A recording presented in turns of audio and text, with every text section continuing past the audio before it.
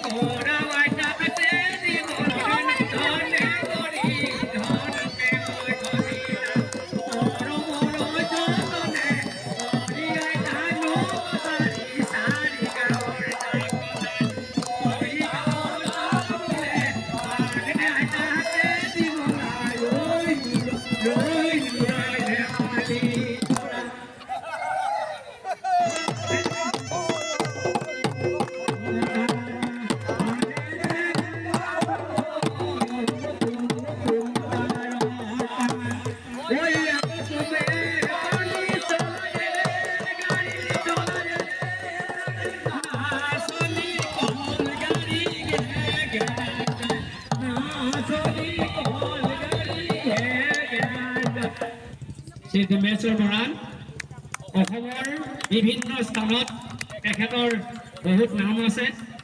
আমাৰ মাননীয় শ্ৰীযুত থুনুক গগৈক সম্বোধন জনাব।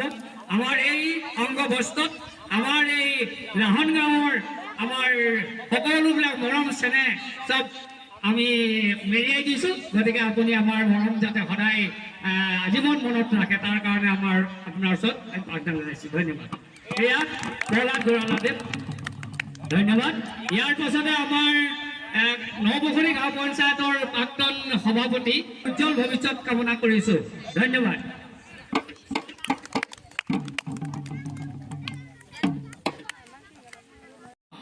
গাঁও মৰাণ গাঁও, লাহন গাঁও বিভিন্ন অঞ্চলত যিজনৰ শিল্পীৰ যোগেদি আমাৰ এই অঞ্চললৈ গৌৰৱ কঢ়িয়াই আনিছিল সেইজন শিল্পী আমাৰ সকলোৱে চিৰপৰিচিত শ্ৰীযুত ঘনকান্ত চেতিয়া।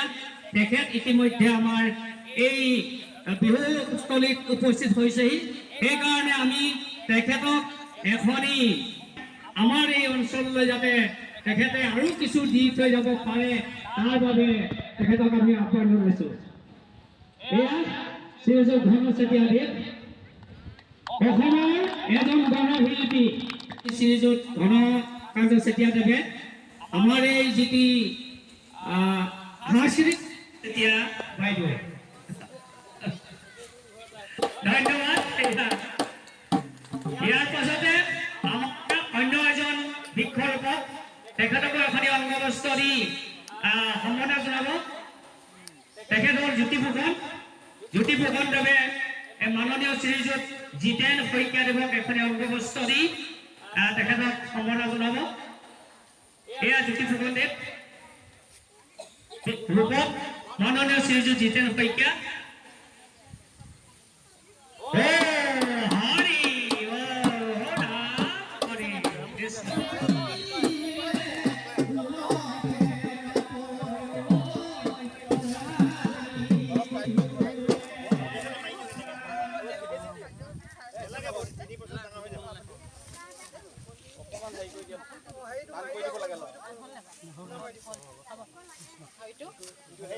আমাক যি গুৰু দায়িত্ব দিলে বৃক্ষৰোপণ এটি কাৰ্যসূচী, এই কাৰ্যসূচীত আমি অংশগ্ৰহণ কৰিবলৈ পাই পৰম কৃতজ্ঞ।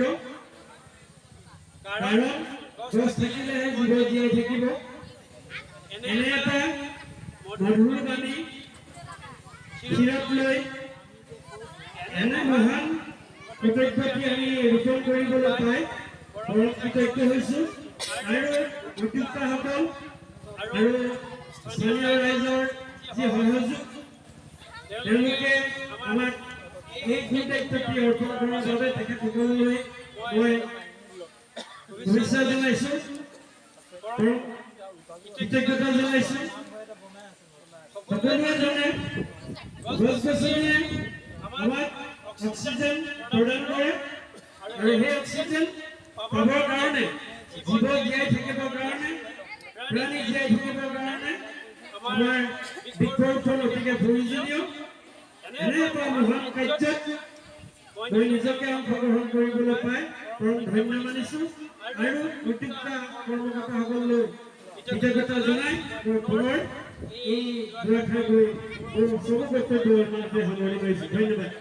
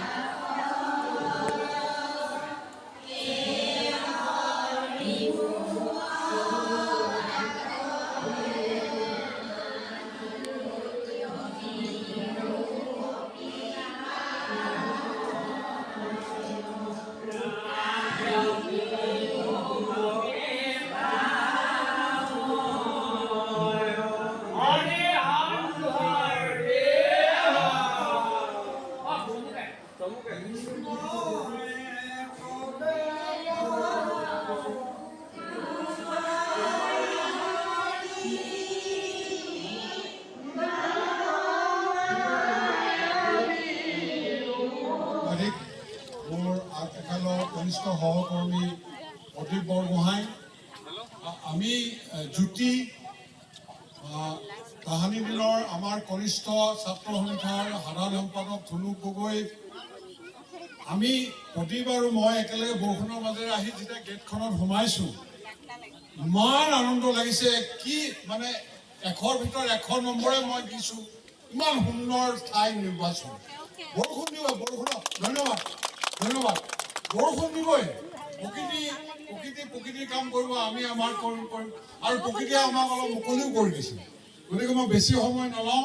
ইমান সুন্দৰকৈ যে আয়োজক সমিতি আপোনালোকৰ সকলোৰে সহযোগত, কাৰণ যিসকল ইয়াত উপস্থিত আছে তাৰমানে সহযোগ কৰা, উপস্থিত থকাখিনি নীলিমাহঁতে কষ্ট কৰিছে, কোনোবাই কষ্ট কৰিব লাগিব, কিন্তু সকলোৱে সহযোগ কৰিছে, আৰু সকলোৱে সহযোগ কৰাৰ কাৰণে ইমান সুন্দৰ এটা ঠাই আমি পাইছোঁ। মই বেছি নকওঁ, পৰম পিতা ঈশ্বৰক ধন্যবাদ জনাইছোঁ। তেখেতে সকলো জানে, তেখেতে জানি শুনি এইখিনি বৰষুণ দিছে, আকৌ মুকলি কৰিছে। তেখেতৰ ওপৰত আৰু একো নাই। তেখেতকে আমি প্ৰাৰ্থনা জনাইছোঁ, সকলোৰে কুশল কামনা কৰিছোঁ।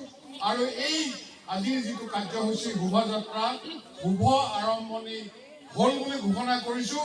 আৰু ঈশ্বৰক প্ৰাৰ্থনা কৰিছোঁ সকলোৰে মনবিলাক অধিক ভাল আৰু পবিত্ৰ কৰি তোলক। জয় আই অসম, জয় আই অসম, জোৰকে জয় আই অসম, জয় আই অসম। সুন্দৰ,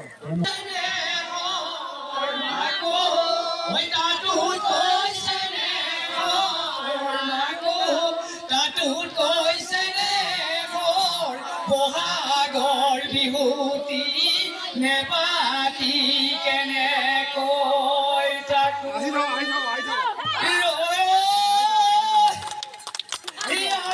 জুৱাতি চাবল ৰাতি চাবল ৰাতি চৰক পেলালে